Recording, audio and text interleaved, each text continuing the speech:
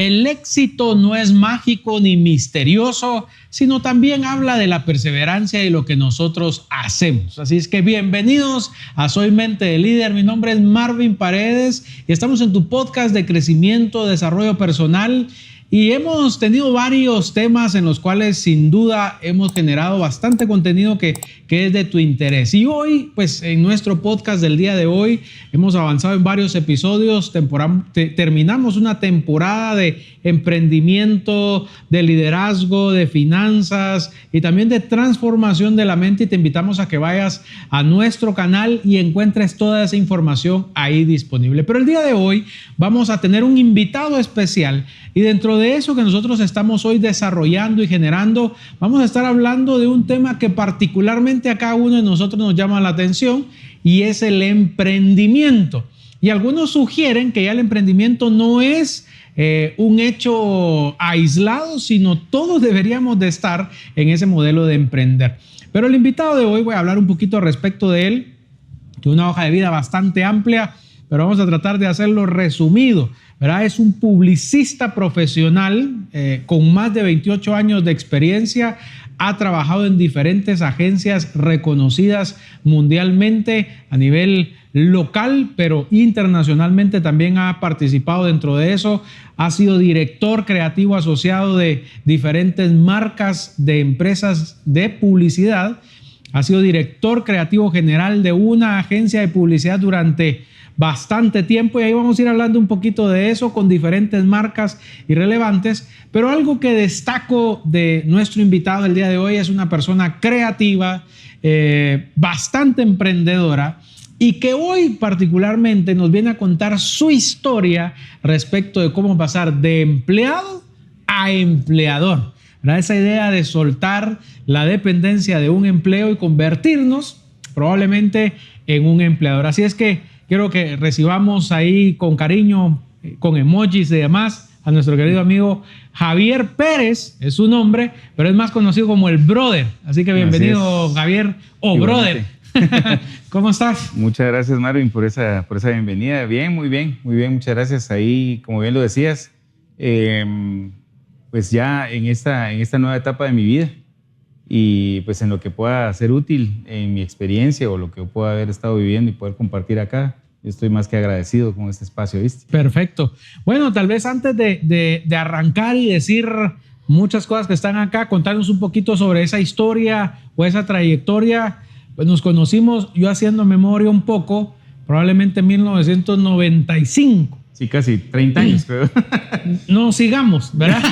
Pero llevamos bastante tiempo de conocernos y nos conocimos justo por la idea de emprender una carrera de diversificado de mercadotecnia y publicidad. Sí. Yo me fui más por la línea de marketing y creo que tomaste la ruta creativa, más dinámica del desarrollo de un publicista. Pero contanos un poco de historia del Brother. Pues muchas gracias, Marvin. Fíjate que, bueno, tengo ya prácticamente el tiempo de ser publicista que me dicen el Brother. O sea, de hecho, me apodaron el Brother, me pusieron el Brother precisamente en este gremio, en esta industria. Que no sabía, no sé cuál es el origen del Brother. O sea, siempre te conocimos con Javier, pero... Sí, fíjate que yo inicié en Ogilvy haciendo prácticas, de hecho. Okay. O sea, haciendo prácticas del colegio. Inicié ahí y fue tal mi conexión con lo que quería hacer, precisamente estar en esa agencia, una agencia muy, muy bonita, muy linda, que yo solicité o pedí que si me podían aceptar, casi que como, no sé, como una especie de interinato, voy a llamarlo así. Pero yo les dije, mire, yo no quiero que me paguen, con suficiente con que yo esté aquí, yo me siento pagado. Obviamente estaba muy joven, no tenía muchas responsabilidades encima. Y yo opté por ofrecer esa parte de mí, ¿verdad? Lo que quería yo es como tener el aprendizaje, la parte de experiencia.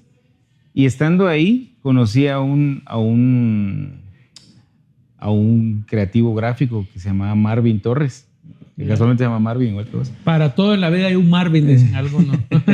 Sí, Marvin Torres, a él le decían el Chori. No sé dónde estará Marvin en este momento, pero pues si está, pues le mando saludos al Chori. Y el Chori, pues en una ocasión, en unas actividades que se hacían internamente en Ogilvy, me nombró a mí el brother, me puso a mí el brother. Pero era porque obviamente yo me juntaba con otro creativo, que también le mando saludos ahí a Bruce Amado. Precisamente por su apellido, perdón, le pusieron el apodo del querido. Era Bruce Amado, alias el querido. Yeah. Y yo era su hermanito, alias el brother, porque no se sabía mi nombre. Yo era prácticamente un practicante ahí en Ogilvy. Entonces yo era el muchachito, el patojito, el brother de aquel, el hermanito de aquel es el brother, quedó el brother. Y desde ahí, pues, a la fecha me siguen diciendo el brother, ¿no? Ya tengo, como te digo, 28 años, empecé ahí en Ogilvy. Esa fue mi primera agencia. Una experiencia muy, muy importante para mí porque prácticamente marcó lo que yo sigo siendo a la fecha, ¿verdad? Tuve a bien trabajar con gente muy profesional, muy buena en la industria, que es voy a decir, de la vieja escuela, precisamente gente que venía de empezar a trabajar con las computadoras. De hecho, cuando yo empecé en publicidad, tenía tal vez unos 5 años de haber empezado las computadoras en las agencias. O sea, antes de eso era el press tape, era el aerógrafo, eran los marcadores. Era muy, muy mecánico y muy manual la publicidad. Y eso fue cambiando obviamente con la introducción de las computadoras, pero ahí fue donde inicié y luego pues me fui a BBDO. Estuve ya un buen tiempo ahí, tuve contacto con otras marcas. También por mi paso estuve en Apco Thompson un tiempo, que era JWT ahora, lo que es JWT ahora, bueno, ya las agencias tradicionales han ido cambiando, algunas firmas han ido desapareciendo, como el caso de Burnett. Es para nosotros que venimos de muchos años de estar en publicidad, nos pega de una forma diferente porque uno dice, sí, realmente la publicidad está cambiando drásticamente hasta el punto de quitarle el nombre a una agencia tan reconocida como Burnett, ¿verdad? Leo Burnett, como Leo, y así, hay muchas anécdotas sobre el tema. Pero sí, inicié a muy temprana edad. Y luego pues de estar en BBDO pues regresé a Ogilvy, pero ya como director creativo, ya no era el muchachito de practicantes, sino ya regresé como un director creativo. Ya llevas un par de rayas en el traje. Tenía en el traje. Sí, y bueno, ya llegué con una responsabilidad más grande definitivamente a manejar unas marcas icónicas de Guatemala, que era Telgua en ese entonces, y ese momento pasó a ser Claro. Comunicaciones, todo el tema, esa época en la que el triple saldo, el doble saldo era el pan de todos los días de publicidad. Y bueno, luego de ahí pues estuve un año pululando ahí como intentando hacer mis primeros tanes de emprender, pero pues paré llegando nuevamente a las filas de Red Azul. Digo nuevamente porque estuve un tiempo al inicio de esa agencia, en un tiempo muy corto. Pero ya al regresar a Red Azul en el 2010, prácticamente del 2010 hasta hace un mes, podría decir, ¿verdad? Estuve ahí 15 años prácticamente en Red Azul, que es lo último que en lo que yo estuve, digamos, ¿verdad? Dentro de tu historia, pues yo rescato varias cosas, pues sí, porque tenemos varios años de conocernos prácticamente desde el colegio. Pero recuerdo que has tenido por eso decía el espíritu emprendedor, que siempre has estado tratando de hacer cosas. Y me recuerdo exactamente de esa, que fuimos a un estadio, vos llevabas tu hielera con varias pizzas ahí, terminamos comiendo bastante nosotros ese día, sí. Pues nos distrajimos en la venta. Pero siempre estaba buscando una opción de generar negocio, ¿verdad? De hacer algo más. Tenés un espíritu inquieto también en eso. Entonces, un poco sobre tu historia, me gustaría, y hoy para todos los que nos escuchan en Soy Mente de Líder, tal vez entender cómo fue esa transición ahora de ese espíritu emprendedor, de empleado, ¿verdad? Pasar la transición de empleado, de tener un salario fijo, ahora buscar ser empleador. Sí, es un paso difícil, puedo decir, definitivamente es para valientes. No dudo que hay mucha gente allá que tal vez está esperando ese empujón, que algo les hable, tal vez este podcast les va a hablar, les va a hacer sentido en ese aspecto. Uno lo lee en una frase, en un post de Facebook, en un video de TikTok, o últimamente, ¿verdad? O en un libro también lo puede encontrar. Alguna frase que resuene en la mente de un líder, que eso pues, puede ser que necesitaba esa frase para decir, sí, yo también puedo hacerlo, ¿verdad? Y es parte de esa valentía, lo veo así, o sea, me considero un tipo valiente, a modestia aparte, digamos, Lo digo porque sé que no es fácil. Tal vez es más fácil decirlo. No, me pone una empresa, ¿verdad? Empezá a hacerlo, vos podés. Pero sí tomar la decisión lleva un tiempo. Creo que no es algo que se hace a la ligera, especialmente si uno lleva mucho tiempo cabalmente con esa dinámica de ser empleado y recibir un sueldo y tener esa parte como segura, que vos puedes decir que al fin de mes no te estás preocupando porque siempre va a caer ahí un depósito por lo que te están pagando, por lo que estás haciendo, por el trabajo. Pero tomar esa decisión y decir, bueno, ahora lo voy a hacer por mí mismo, es creo que algo que no se da solito. Eso la decisión no la toma uno solo, te puedo decir, no la toma uno solo porque hay muchas cosas que están alrededor de esa decisión, principalmente la parte económica, pero creo que hay otras que tienen que ver con creer en uno mismo, en sus capacidades y en lo que uno sabe que puede hacer, que es lo mismo que uno está haciendo tal vez, especialmente si uno va a emprender en algo que ha estado haciendo, porque digamos, yo he sido publicista 28 años, de haberme salido de una agencia para poner una panadería hubiera sido un poco...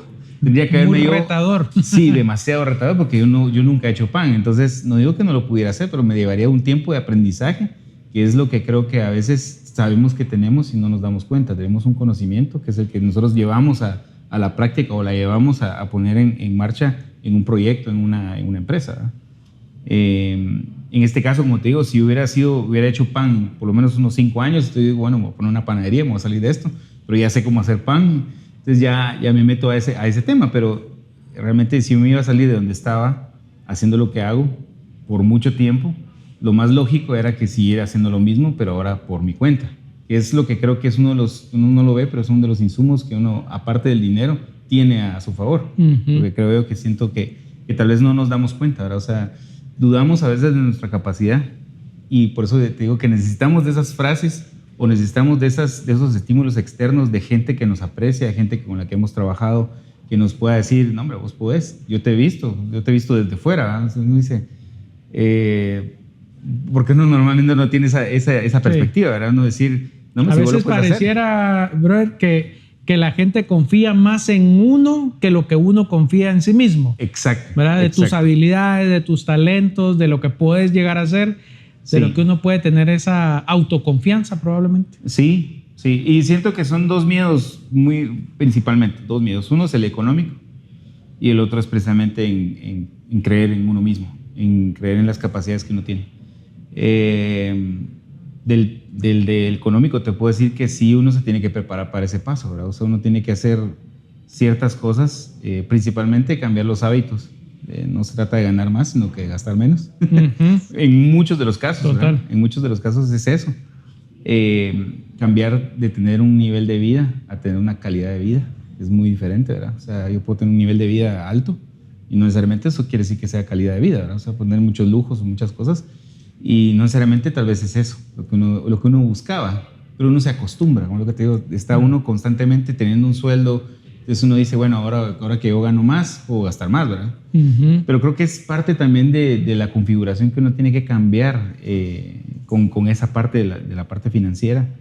Te digo yo, esta decisión tal vez la venía pensando hace un par de años, no tan seriamente, pero como lo iba pensando, yo también decía, tengo que prepararme para eso también, no es solamente de decir, hoy me voy y ya, o sea, a ver qué me dice con la ayuda de Dios, que obviamente también es importante tenerlo uno de su lado, es parte fundamental también tenerlo uno de su lado, saber que muchas de esas cosas vienen de Dios, ¿verdad? O sea, las oportunidades y la capacidad que Dios le da a uno para ver esas oportunidades, porque las oportunidades pueden estar ahí, pues no tienes la capacidad de verlas, muy difícilmente puedas aprovecharlas. Y te digo, sí es algo que me costó, puede ser que me costó 2 años del tomar la decisión. Y cuando se toma la decisión, pareciera como que la decisión fue, ahorita se te ocurrió hacerlo. Claro. O sea, la transición no es inmediata, o sea, no fue un proceso de decir, bueno, hoy me levanto lunes, preparo mi carta y la entrego y me voy. Ajá, fue un proceso probablemente de 2 años en mi caso 2 años. De cambiar esa mentalidad. Bueno, algunos son más arrebatados, más emocionales. Sí. Dirán, no, me voy, ya no aguanto a mi jefe y renuncio. Pero mencionabas algunas cosas que a mí pues, son relevantes. Uno es la preparación que probablemente vamos a hablar un poquito más de eso adelante. Pero hay algo que en esa transición que estabas marcando, se nota que hay algunas motivaciones detrás del tema. Y lo que mencionabas era no solamente el estilo de vida, sino la calidad de vida. Y eso me llamó la atención. Hay una frase de Steve Jobs que dice: si tú no trabajas por tus sueños, alguien te contratará para que trabajes por los suyos. Entonces, si no es de alguna manera el trabajar para los sueños de alguien más, sino los sueños que vos tenías, ¿cuál es tu motivación hoy de ser un emprendedor, tener una empresa y ser un empleador? ¿Cuáles crees que fueron los motivos más fuertes para poder hacerlo? Mencionaste también que son decisiones que no se toman al azar, sino que hay personas que te ayudan en eso, pero ¿qué te motivó a dar esos pasos hacia adelante? Fíjate que creo que es el tiempo que llevo de estar haciendo esto, que uno se va dando cuenta que hay metodologías, no hay una verdad absoluta. Y más en publicidad te puedo decir, acabo de estar yo escribiendo un artículo y lo tengo ahí en draft todavía. En mi caso, pues no somos lobos, no todos los lobos son de la misma loma, diría yo. Todos somos lobos en este caso, pero no todos somos de la misma loma. ¿A qué me refiero yo con eso? Es que en publicidad todos tenemos las mismas herramientas y las mismas condiciones. Tenemos los mismos medios, vendemos los mismos medios, los mismos espacios, tenemos las mismas plataformas en el caso de digital para poder también ofrecer servicios que tienen que ver con eso, con la comunicación, con la publicidad que tienen que ver en esos canales. También tenemos las herramientas a nivel de tecnología, como pues las computadoras desde luego, pero digamos las cámaras para hacer producciones audiovisuales, tenemos las cámaras para hacer fotografías, tenemos los programas de edición de imágenes y de edición de video y así, y de edición de audio, etcétera. O sea, en publicidad tenemos muchas herramientas y todos tienen las mismas condiciones, tienen el mismo acceso también incluso para ellas. Más ahora en esta época y después de la pandemia nos dimos cuenta que mucha gente, en nuestro caso, en el tipo de trabajo en el que estamos, lo puede hacer desde casa. Y entonces ese acceso se ha diversificado tanto que pues, todo el mundo tiene, como quien dice, la posibilidad estoy hablando del mundo de la publicidad, ¿verdad? en otros gremios seguramente ha pasado, en otros giros de negocio, pero en el caso de la publicidad, hablando de lo que sé, es que todos tenemos esas mismas condiciones. Y el enterarme que lo mismo que hago en esta empresa lo podía hacer yo por mi lado fue un motivador principalmente, el principal motivador. Y la frase que acabas de decir de Steve Jobs, ¿verdad? O sea, estoy trabajando ahorita por los sueños de alguien más. Quisiera que esos sueños fueran también míos, pero de pronto en ese momento no los podía compartir, no se podían compartir, no coincidíamos en ese aspecto. Y por otro lado, pues también el tanto tiempo de estar haciendo esto, como te lo mencionaba, también uno va adquiriendo un estilo propio, una forma de pensar particular, una filosofía de trabajo, un punto de vista específico. No siempre las mismas campañas o las mismas estrategias o los mismos planes y todos tienen que ejecutar igual. Pues hablaba de que todos tenemos esas herramientas, pero todos los ejecutan de diferentes maneras. Las agencias de publicidad tienen diferentes formas de trabajar. Proyectan las necesidades de las marcas de comunicarse y de conectar con los consumidores de formas diferentes. No quiere decir que haya, como te digo, una verdad absoluta. Y ahí es donde yo también fui encontrando que yo tenía una forma particular de ver cómo las marcas se pueden conectar. Y empezamos un poco a diferir, por así decirlo, digamos, con mi antiguo empleador. Y creo que es válido, o sea, la diferencia de criterios también enriquece el que pues las cosas también tengan en ese caos puedas encontrar una forma novedosa, una forma distinta de encontrar una solución o un punto de convergencia. Pero hay un punto en el que uno dice, no, o sea, no voy a estar luchando contra esto, yo también puedo hacerlo por mi lado. Entonces, creo que parte de la motivación es esa, o sea, yo lo puedo hacer también. De hecho, lo estoy haciendo, lo único es que estoy en una estructura. ¿Qué pasa si yo empiezo a armar mi propia estructura? ¿Qué es lo que te digo? Se dice fácil, pero pues eso lleva un tiempo, ¿verdad? Y es en lo que estoy ahorita, ¿verdad? Esa estructura es la que yo estoy tratando de encontrar. Pues no todos tuvimos la dicha de nacer con un apellido de abolengo y una familia de alcurnia con una cuna de oro, como para decir, tengo los recursos y monto la estructura primero antes que los clientes. Aquí al contrario, en mi caso yo estoy buscando a los clientes que me permitan ir armando esa estructura. Conforme va siendo la demanda, pues también se va armando mejor la oferta, ¿verdad? La oferta de los servicios. Ok. Hay una frase de Scott Belsky que dice, no es sobre las ideas, sino sobre hacer que éstas se vuelvan realidad.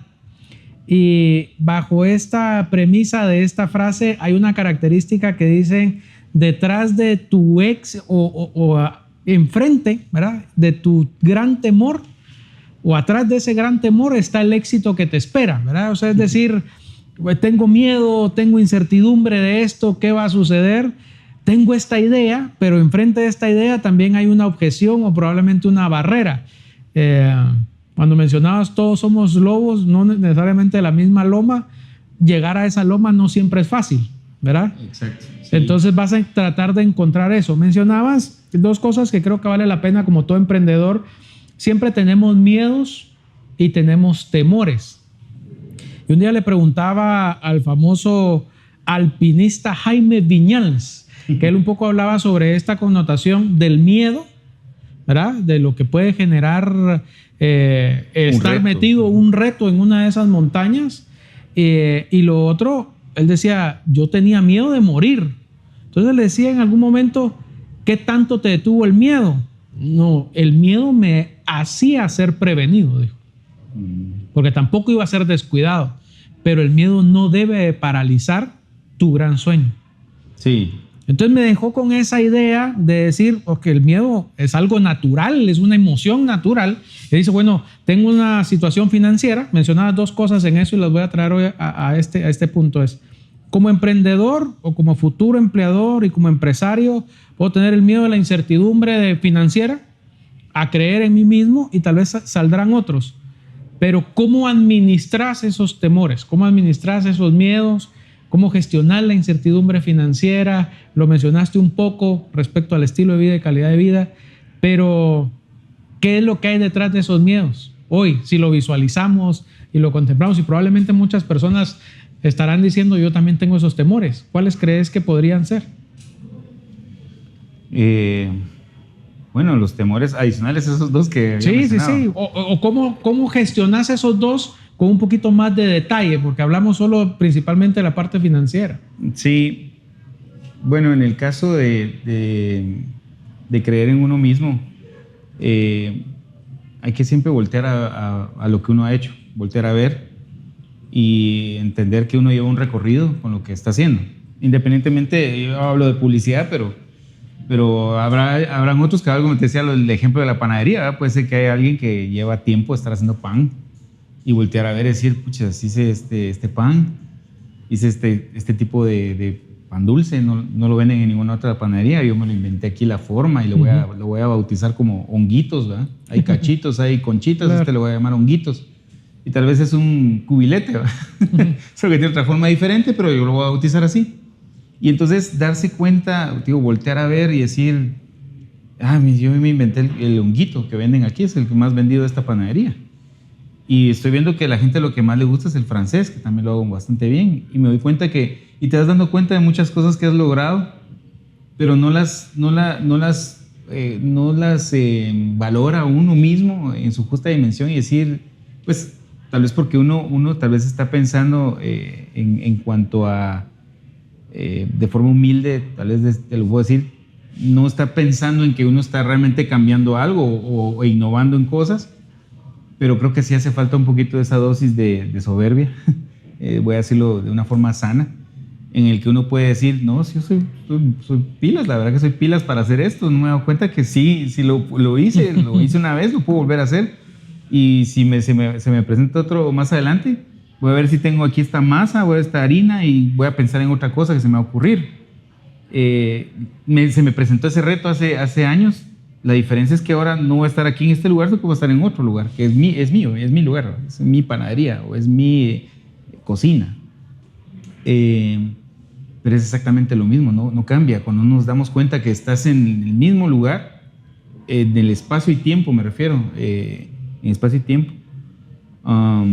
vas como rompiendo esa barrera de decir yo realmente sí puedo hacerlo solo. Parte también de la incertidumbre, no solo de creer en uno mismo, también está en bueno, pero aparte de eso, ¿qué más necesito yo para que eso se dé, ¿verdad? Porque no solo están las ganas y el creer en uno mismo, sino también hay otros factores que uno también no consideraba en ese momento, ¿verdad? Que es parte de una estructura o es parte de un espacio en el que tal vez uno ya llegó y ya estaba hecho, ese camino ya estaba hecho. Y empezar ese camino es tal vez lo más difícil, esa picada de piedra es lo que también ahuyenta a muchas personas, porque dice, la verdad es que me tengo que levantar más temprano, o tengo que llamar el doble, o tengo que moverme el doble, o tengo que esforzarme y ser un poco más eficiente. Si antes me tardaba 3 horas para hacer esto, lo tengo que hacer en 1 hora y media para que esa otra 1 hora y media la dedique a hacer otras cosas que normalmente no hacía, y tengo que hacerlas para que esto crezca, porque si no, pues antes solo lo único que hacía era regar la planta.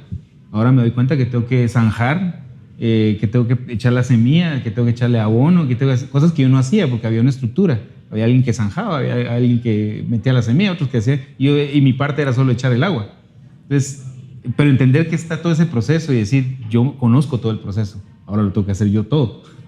Esa parte es la que uno va como descubriendo en el emprender, ¿verdad? O sea, uno dice, bueno, si antes hacía solo una parte, pero entiendo cómo funciona el todo, ahora me toca hacer esa parte de picar piedra, de zanjarlo y hacerlo todo yo mismo. Y va a haber un momento en que ya crezca y que esto empiece a dar sus primeros frutos. Y con eso mismo, pues yo ya puedo ir como, pues no sé, contratando más gente o haciendo esto un poco más serio o dándole un poquito más de forma. Pero te digo, eso también lo da un poco la madurez. Entiendo que hay un tema de ímpetu, hay muchos emprendedores jóvenes, muchos más jóvenes que yo, o sea, yo tengo 45 años, pero seguramente Estás joven, hombre, estás joven. Estoy joven, sí, de hecho me puse a ver algunos ejemplos de gente que ha creado cosas en edades mucho más grandes que yo, de hecho, o sea, si no estoy mal, el creador de McDonald's tenía 51 años cuando empezó, pues. Claro. Entonces, o sea, la edad es un número, no es algo, es algo relativo. Pero lo que sí no es cabalmente la experiencia que te da el estar pues picando piedra en otros lados o que te tocó en algún momento hacerlo, ahora hacerlo por tu cuenta, ¿verdad? Entonces, ¿cómo abordar esas cosas? Te digo, uno de ellos es precisamente el darse cuenta y voltear a ver y decir, yo lo he hecho, y soberbia aparte, como te digo, sí lo puedo hacer, lo puedo seguir haciendo en otros lados. Otro reto, otro miedo que te digo que tal vez tiene la gente es pues precisamente en cómo voy a hacer yo para conseguir clientes, o sea, cómo voy a hacer yo para atraer esos clientes. Entonces, crear una propuesta de valor, entender esa propuesta de valor, qué es lo que me hace diferente a las otras ofertas que existen en el mercado. También hay que trabajar en eso, ¿verdad? Porque una cosa es que uno lo hagan y lo conocen dentro de una estructura, que la estructura ya tiene una propuesta de valor. Al hacer uno la propia, encontrar esa propuesta de valor, ¿verdad? O sea, ¿qué diferente voy a dar yo? Ya sea en el trato, en los precios, en la forma de hacerlo, una innovación en lo que todo el mundo hace, pero yo lo voy a hacer de una manera distinta. Necesitas fallar. Tienes que fallar porque entonces no le vas a encontrar sentido, ¿verdad? A que lo que estás logrando realmente, tan baboso, en vez de patalear tanto, hubiera braceado y entonces tal vez ahí llegó más rápido a la orilla y me hubiera impulsado diferente. Entonces uno va aprendiendo también de ese proceso.